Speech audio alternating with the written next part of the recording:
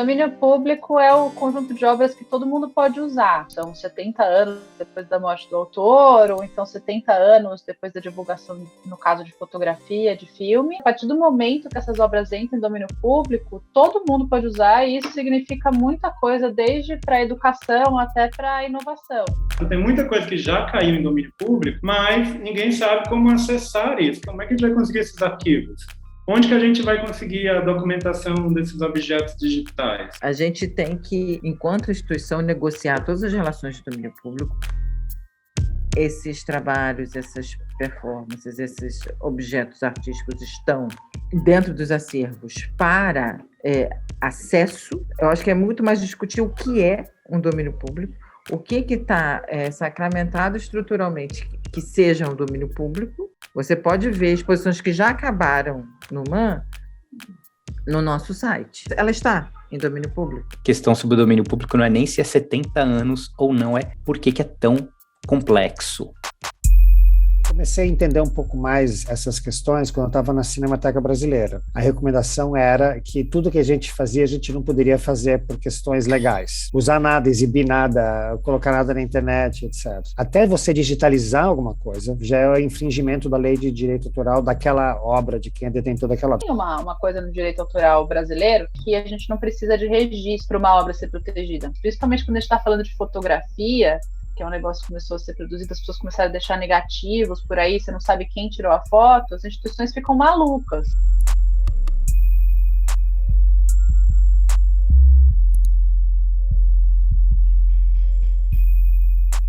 E às vezes a gente não consegue descobrir quem que é o autor, não consegue descobrir quem está na imagem para poder também ver as questões de direito de imagem. Se a gente tivesse que fazer isso, seria impossível disponibilizar qualquer coisa, quer dizer, a gente teria um arquivo morto mesmo. Principalmente no campo das imagens, a nossa relação com o direito autoral é, na verdade, uma relação relativamente tensa, porque se torna, muitas vezes, um impeditivo para que as pessoas, eventualmente, possam contribuir com imagens que elas tenham, que elas considerem relevantes e que, eventualmente, vão surgir como ilustração de um verbete da Wikipédia. O Brasil ainda precisa avançar em relação a pensar melhor o que nós queremos dizer com direito autoral, direito patrimonial, a que servimos quando defendemos estruturas de direito autoral como as que defendemos hoje, o que é mais relevante para a sociedade brasileira, se a acessibilização, se a expansão do acesso, ou se é a manutenção do direito patrimonialista. Como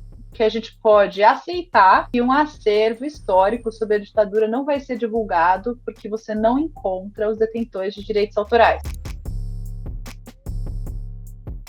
É importante a gente desenvolver estruturas que trazem nitidez aos processos. Do mesmo jeito que a demanda para, se você acessar X e Y materiais, você tem que ter uma documentação, a negação também precisa ser colocada. A missão da instituição é muito clara, né, que é abrir as portas à informação, dar acesso à cultura, dar acesso a conhecimento, à memória, à história, enfim.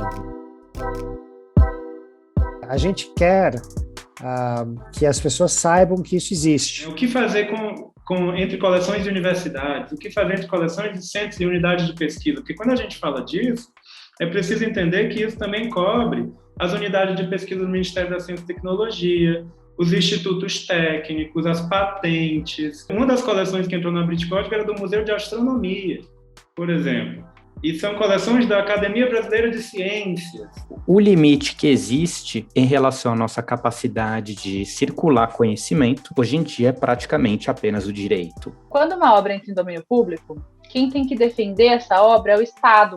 Agora, eu nunca vi o Estado movendo uma ação, por exemplo, para defender o domínio público. Não há, no modo como todo esse pensamento jurídico é montado, uma visão para abertura e para o conhecimento livre e aberto, que, de novo, modifica o modo como as pessoas vivem.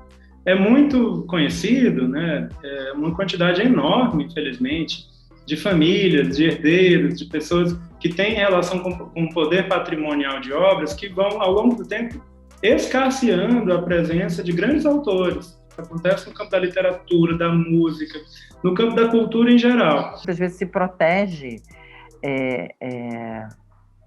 patrimônios e heranças por vontades individuais que não são colocadas na mesa. E com isso se corrobora algumas práticas individuais para falar de coletivo. Isso é um patrimônio cultural brasileiro e deveria estar sendo defendido por nós como sociedade, aí, representados pelo Estado. Não é ir contra o direito patrimonial, ir contra o direito autoral, mas é favorecer um entendimento mais amplo de que educação e cultura são direitos civis, né? E informação é um direito social.